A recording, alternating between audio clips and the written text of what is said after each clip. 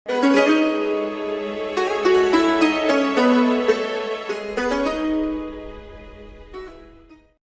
lebih dulu Wali Songo datang dengan kita di Sumatera masuk Islam? Oh, lebih dulu Wali Songo lah Ustaz. Yakin? Yakin. Wali Songo abad ke-15 Masehi, 1400 sekian-sekian. 14 sekian-sekian. 1400-an Masehi. Pergi kalian ke Kampar Kiri, setelah lipat kain, tengok sebelah kanan, Syekh Burhanuddin, 1111. Syekh Burhanuddin tahun 1111. Saya tanya balik, mana lebih dulu Wali Songo apa kita di Riau? Oh, lebih dulu kita di Riau, Pak Ustaz. Begitu cepatnya pendapat itu berubah. Kenapa? Karena informasi yang diterima. Wali Songo 1400 sekian, Syekh Burhanuddin 1111. Kalau ada yang mengatakan Syekh Burhanuddin mitos, pedangnya masih ada, jubahnya masih ada, stempelnya masih ada, kitabnya masih ada. Kenapa kami tak tahu? Entahlah kenapa kita tak tahu. Padahal itu dekat dari kita, bagian dari sejarah Melayu Islam di Riau. Makanya apa kata Buya Alaidin Atari waktu ziarah kami ke makam Syekh Burhanuddin?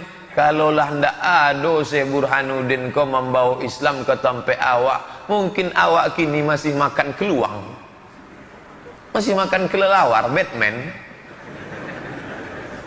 Mereka yang datang kemari, tapi kenapa jauh betul ke dalam kampung, sekian kilometer masuk ke dalam Kuntu, jauh. Kata kawan saya dulu waktu di Mesir, kami kan kenalan, saya nama Anu, berasal dari desa Kampar, kecamatan Kampar, kabupaten Kampar. Yang satu lagi, saya berasal dari sebuah desa yang ada dalam Quran. Wa yaqulul kafiru ya laitani kuntu. Kata Ustadz Fulan, tak boleh sebut namanya, menjaga kode etik. Tapi ingat saya kesan itu. Nah, apa maknanya? Dulu peradaban Melayu di tepi sungai. Setelah ada jalan aspal, maka banyak negeri-negeri Melayu yang di tepi sungai miris nasibnya. Dari negeri terhebat menjadi impres desa tertinggal. Mana contohnya? Pelalawan.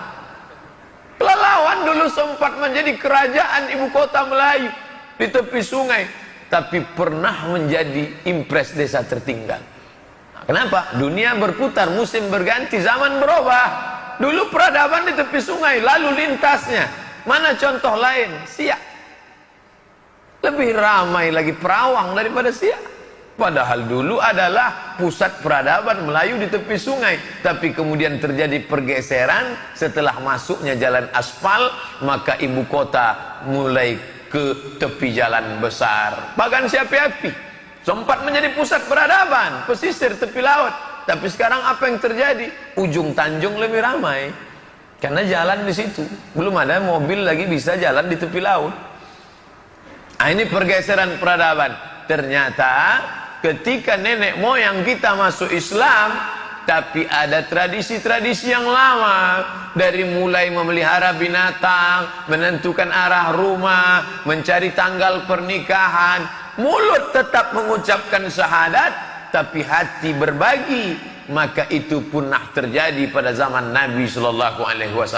Kalau kamu mengaku masuk Islam, maka tidak ada daya, tidak ada upaya, la haula wala quwata illa billah. Mau berangkat bekerja, mau berangkat mencari nafkah, langkahkan kaki kanan, bismillahi tawakkaltu ala Allah, la haula wala quwata illa billah. Ini dalil sinkretisme itu sesat. Dengan niat baik, yang penting kan baik. Bagaimana umat ini bisa berdamai? Kita perlu kedamaian. Untuk apa beragama tapi perang? Lebih baik kedamaian. Maka kita comot-comot sajalah. Ambil dari Hindu, ambil dari Buddha, ambil dari Kristen, ambil dari Katolik, ambil dari Konghucu, menjadi satu, penuh dengan kedamaian. Batil sinkretisme dalam Islam adalah agama yang mengajarkan keselamatan, kedamaian, dan ketenangan, tapi bukan dengan cara kebatilan. Judulnya baik, tapi caranya tak baik. Maka dalam Islam, la talbisul haqqa bil batil, jangan kau campur aduk yang hak dengan yang batil. Hadis yang kita kaji subuh ini membantah pluralisme. Semua agama benar. Silakan menghadap ke Santo Thomas, silakan menghadap ke Sungai Gangga, silakan menghadap ke Santa Maria, silakan menghadap ke Yesus Kristus, silakan menghadap ke pokok kayu rindang, silakan menghadap ke binatang kesayangan.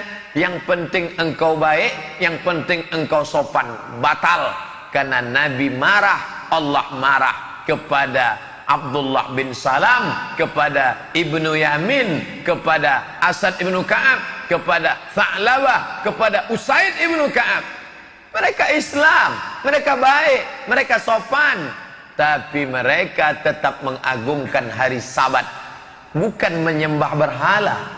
Mereka yang ditegur Allah yang kita kaji subuh ini bukan menyembah Lata, Uzza, Manat, Hubal, Jibti, Taun.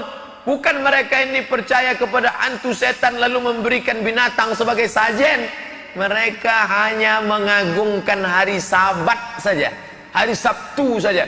Marah Allah Subhanahu wa ta'ala. Yang perlu engkau agungkan hanya Idul Fitri, Idul Adha, hari Jumat. Agungkanlah hari Jumat dengan membaca surat Al-Kahfi. Agungkanlah hari Jumat dengan banyak berselawat. Agungkan hari Jumat dengan solat Jumat berjamaah. Agungkan hari Idul Fitri, Idul Adha dengan bertakbir Allahu Akbar, Allahu Akbar. Agungkan dengan menyambung silaturahim. Adapun hatimu ingin mengagungkan hari yang lain, maka jangan sampai demikian. Kalau begitu Pak Ustadz, kita masuklah dalam teguran ini. Buktinya kemarin kita libur hari Jumat dalam mengagungkan hari besar agama tertentu. Ini negara dibangun berdasarkan Pancasila, multi etnis dan agama. Kita tidak mengagungkan ajaran orang. Agama ingin mengayomi semuanya. Mereka ingin berhari raya, maka libur mereka yang beribadah. Tapi kita tetap libur, aktivitas kita tidak berhenti. Mungkin kantor tutup, kampus tutup, tapi aktivitas tidak berhenti. Kita kemarin pagi Jumat acara dengan anak-anak muda di Fakultas Ilmu Sosial, Ilmu Politik, FISIP, UNRI, jurusan Ilmu Pemerintahan, Himpunan Mahasiswa Ilmu Pemerintahan. Kumpul ramai-ramai mahasiswa, bukan mahasiswa Usuluddin yang mengkaji tafsir hadis, bukan mahasiswa syariah yang mengkaji Hanafi, Maliki, Syafi'i, Hambali. Mahasiswa ilmu politik, jurusan ilmu pemerintahan, membuat tablik akbar. Mereka undang ketua jurusan, mereka undang dekan, mereka undang guru besar, profesor. Hari libur, tanggal merah, tidak ada berhenti dari aktivitas. Kalau sampai hati kita mengagungkan hari tertentu, ikut merasa hari ini besar, memiliki kelebihan, ada faktor. Kalau diagungkan akan mendatangkan berkah, kalau ditinggalkan akan mendatangkan laknat. Ada terlintas di dalam hati demikian, masuk dalam teguran Allah Subhanahu